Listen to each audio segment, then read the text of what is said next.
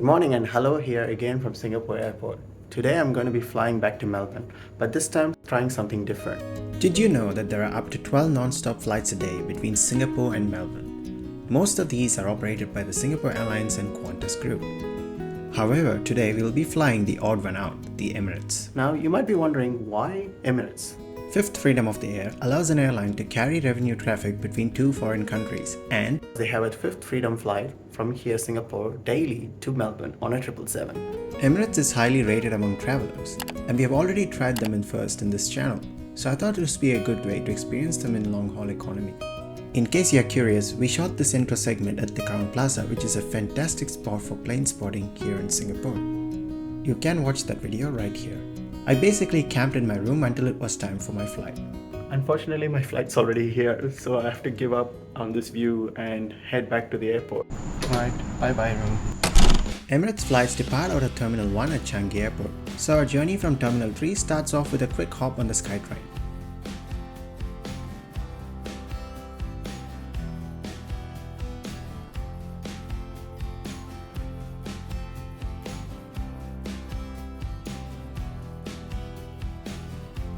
Emirates check-in counters are typically located at the far end of Terminal 1. During my visit, I found the check-in process to be both automated and highly efficient.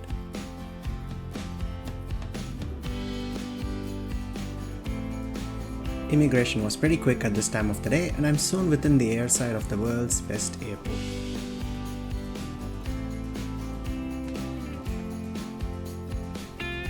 With my flight not quite ready for boarding, I made a quick trip up to the Emirates Lounge.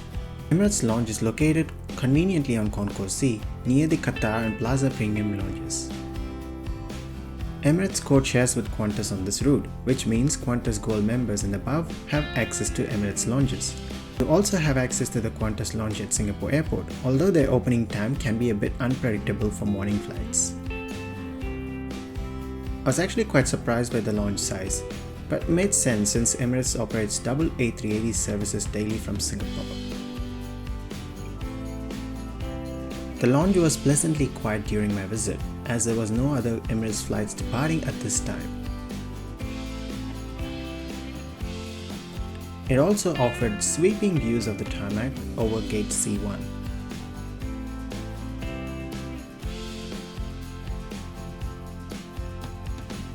Here's a quick peek at the meal offerings at the lounge. Considering it was 9 AM, the breakfast service was still going on.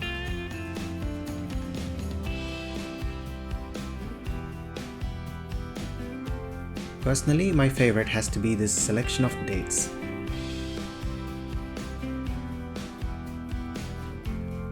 Overall, I found that the lounge offers multiple seating options and functional amenities, making it a relaxing space to wait for your flight. With my flight ready for boarding, I made my way to Gate C15 for security clearance.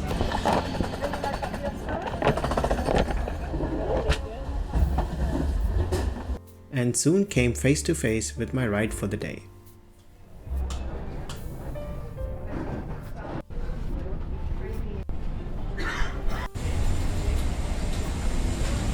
Hi, over here. Welcome aboard. Across to the right. Thank you so much. This route is operated by the Emirates 777-300ER.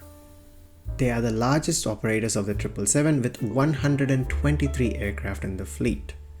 On this particular route, the cabin features first, business and economy.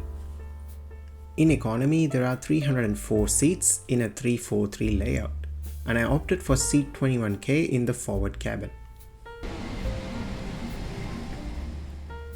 As soon as I boarded, I was greeted by the beige hues of the cabin that paid tribute to the golden sands of Dubai. The 343 layout may not be as spacious as the 333 offered by some other airlines, but it still feels quite roomy. Legroom was quite good, and even though I was in the last row, the recline was pretty impressive. One of the best things about Fifth Freedom flights is sometimes they can be quite empty. This is not a guarantee. On both my flights, I had the entire row to myself.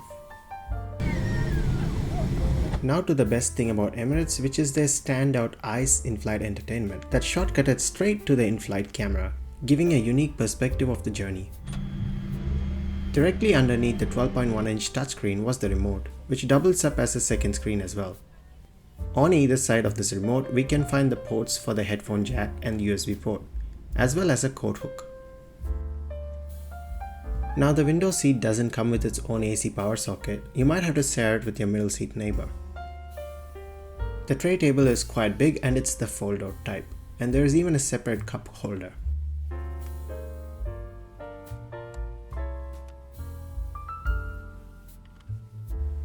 The seat pockets are generously sized, and this is also where you would find the Inflight magazine.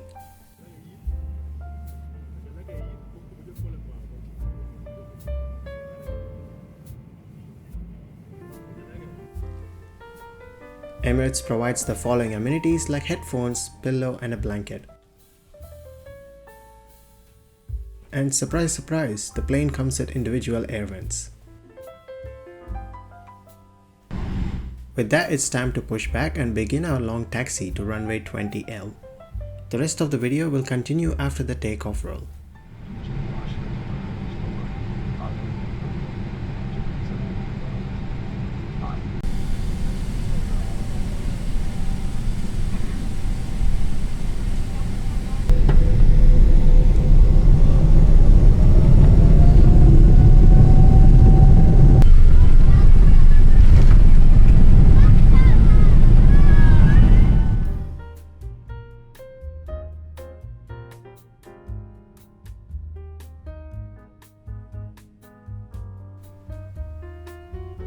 The flight time today is only 6 hours, so I wasted no time to check out the in-flight entertainment system. Emirates ICE system, which stands for Information Communication Entertainment, has won multiple awards and never fails to impress.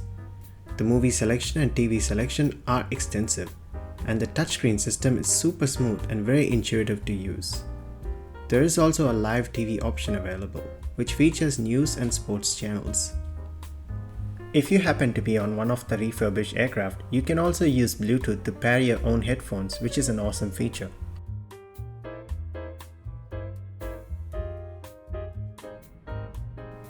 Less than an hour after takeoff, the first meal service began. Emirates preload their menus both on the app and website, and there were 2 options available on the day. This has to be one of the most comprehensive meal services offered in economy class, with big portions and various small bites including chocolates and snacks. In fact, it felt more like a premium economy meal, and the metal cutlery added to this feel. For reference, this was the pancake breakfast meal offered on the flight from Melbourne.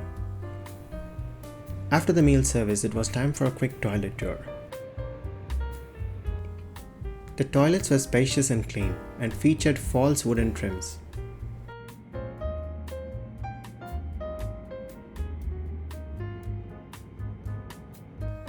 With several hours of the flight still remaining, I settled under my comfy blanket watching a movie for the next few hours.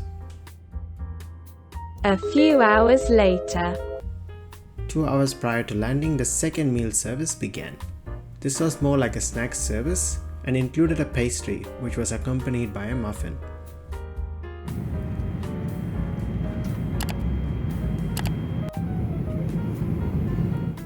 And not too much longer after that, our flight began its descent into Melbourne Airport. In summary, this Emirates Fifth Freedom service between Singapore and Melbourne is a breath of fresh air for travellers. While it might not be the A380, the hard product is still fantastic. The meal service in economy is superb, and the in-flight entertainment is among the best. The service provided by the crew on both my flights were amazing. Special mention to Natalia, who was looking after the economy section.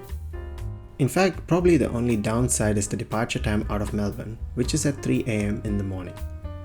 Nevertheless, I will wholeheartedly recommend this flight, especially over the Qantas options on the same route. Is it as good as Singapore Airlines though? Well, that's a tough choice, and I'll leave that up to you to decide.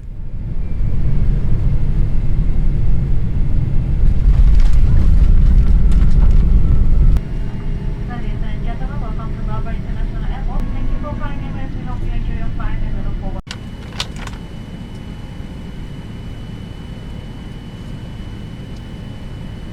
Bye-bye.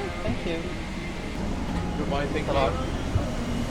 Alright, that's an amazing flight on Emirates in economy class. See you later, Emirates. Thank you for joining me on this Emirates adventure. If you enjoyed this video, please give it a thumbs up and consider subscribing to our channel for more exciting travel experiences. Your support means a lot to us. Until next time, safe travels.